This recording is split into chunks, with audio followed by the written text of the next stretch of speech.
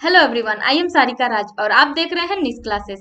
आज की इस वीडियो में हम लोग स्टैटिक मेथड के बारे में जानेंगे। हम लोग देखेंगे कि स्टैटिक मेथड क्या होता है और आखिर इसे क्यों यूज करते हैं अपने जावा प्रोग्रामिंग में। इसे यूज करने से क्या क्या फायदे हैं, तो इन सभी चीजों को हम लोग इस वीडियो में कवर करने वाले हैं। तो बने रहिए हमारे साथ और देखते रहिए निक्स क्लासेस।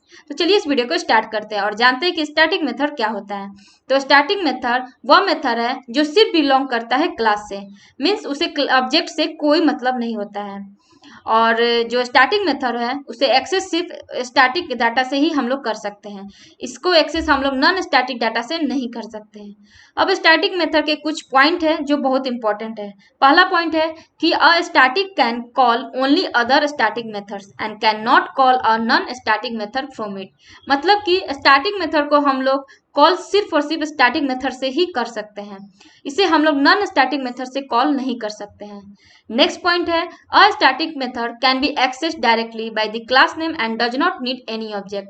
मीन्स स्टैटिक मेथड को एक्सेस हम लोग डायरेक्टली कर सकते हैं क्लास नेम से और इसके लिए हमें कोई ऑब्जेक्ट बनाने की आवश्यकता नहीं होती है।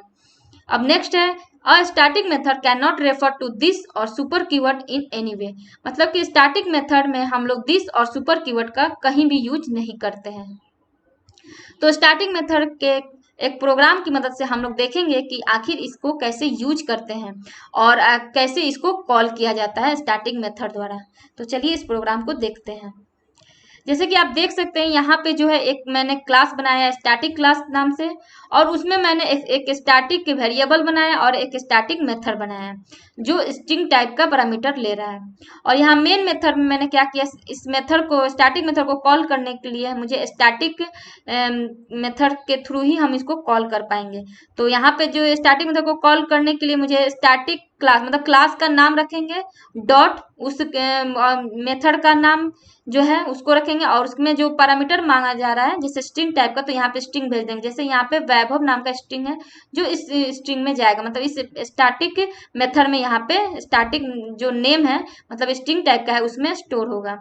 और उसके बाद हम लोग क्या करेंगे, इस मेथड इस प्रिंट मेथड से प्रिंट फंक्शन से हम लोग इसको कॉल करेंगे स्टार्टिंग। जैसे हम लोग इसको कॉल करने के लिए हम लोग क्या करना होगा, क्लास का नाम लिखना होगा, डॉट ये जो वेरिएबल है उसको हम लोग कॉल करेंगे। तो यहाँ पे जो नेम यहाँ पे जो स्टोर हुआ वैभव वो इस जिक नेम में चला गया और इस क्लास के नेम से उस जिक नेम को हम लोग कॉल कर लेंगे। और यहाँ पे जो मेरा वैल्यू प्रिंट होगा वो वैभव नाम से प्रिंट हो जाएगा, मतलब आउटपुट मेरा वैभव आ जाएगा। तो आप देख सकते हैं कि यहाँ पे मैंने स्टैटिक क्लास बनाया, बट इसको इस स्टैटिक क्लास के अंदर जो मेथड है उसको कॉल करने के लिए मुझे इसका ऑब्जेक्ट नहीं बनाना पड़ा।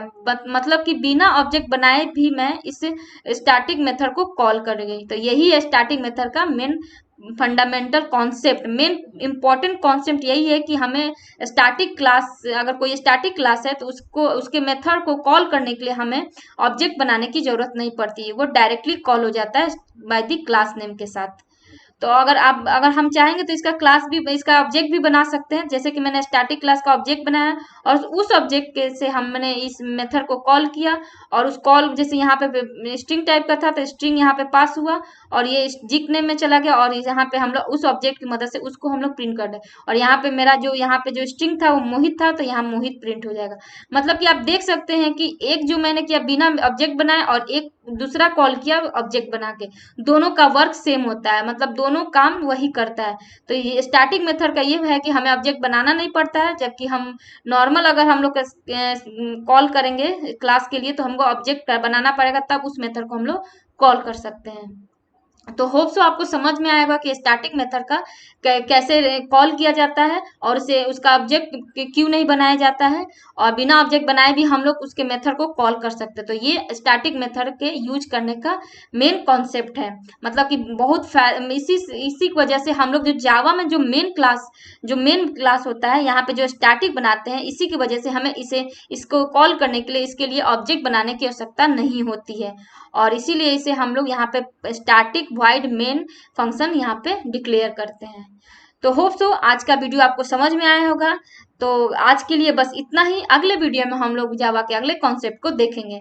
तब तक बने रहिए हमारे साथ और देखते रहिए नेक्स्ट क्लासेस। अगर आपको मेरा वीडियो पसंद आया तो please like share and subscribe करना ना भूलें। Thank you.